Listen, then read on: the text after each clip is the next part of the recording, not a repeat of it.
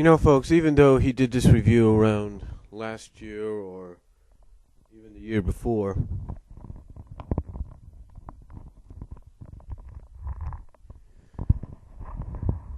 I thought I'd talk about a movie that Doug Walker, the Nostalgia Critic, reviewed.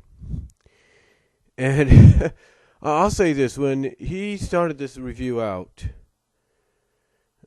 basically he acknowledged that this movie in his mind was horrendous. He didn't understand how it could have been made. What was the point? It was just a confusing film to him. And what's the film I'm talking about? Right here.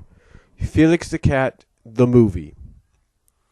Now, I'm pretty sure he's not the only one that's kind of confused by it. I'm pretty sure he's not.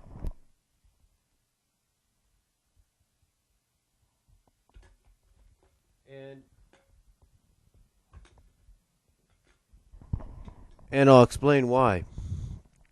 You see, Felix the Cat, everybody pretty much knows, was one of the first animated cartoon characters in history. Along with Oswald, Mickey later on, the little live-action Alice girl in the animated world, stuff like that. But he was one of the most notable ones to first appear. Along with Bosco and all of them, too. Hopefully I'm not... And Betty Boop, and, you kind of get the idea. But one of the very first ones, and one of the very first notable ones. But here was the thing. Throughout Felix's history, he's been, like a lot of the classics sometimes, has been reimagined, has been rebooted, has been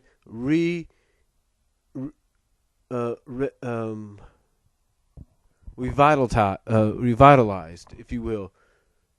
Remade for a new generation time after time, but still staying true to that same slapstick that made him who he was back when he first started.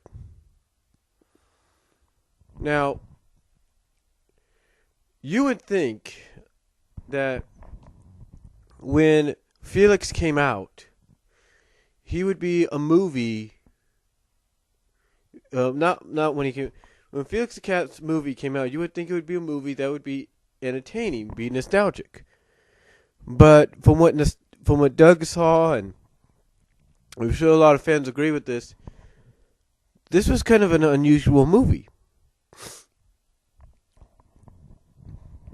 Because you see, the way it began and the way it was kind of focused on, it felt like one of those movies you had seen in the early days or something like that.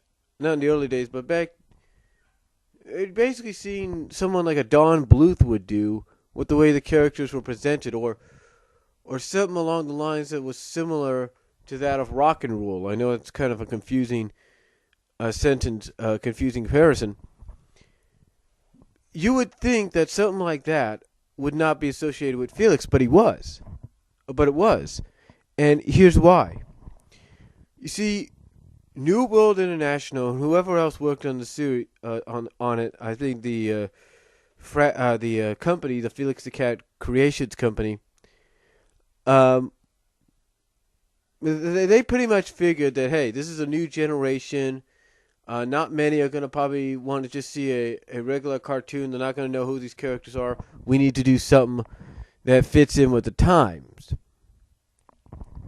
Now, this movie, of course, was being made and was slated to be released in the late 80s, but wasn't released to us here in the States until about until around 1990, 91.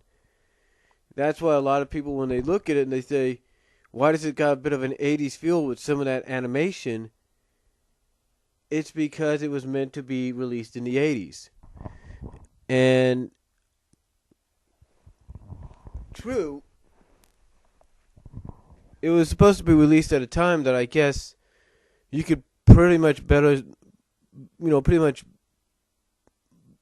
understand it better than what you've understood before.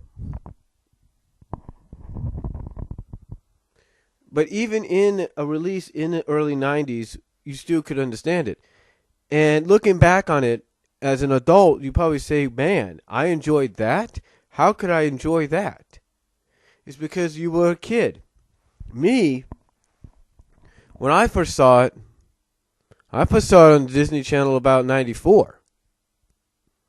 When I was 15 and I enjoyed it. And looking back on it, honestly, I know I might get some flack for this, but honestly, I think it's okay. I think it's an alright movie. I mean, yeah, it is confusing at times in certain areas. You wonder why this and that. But again, when you look at it from a more sensible,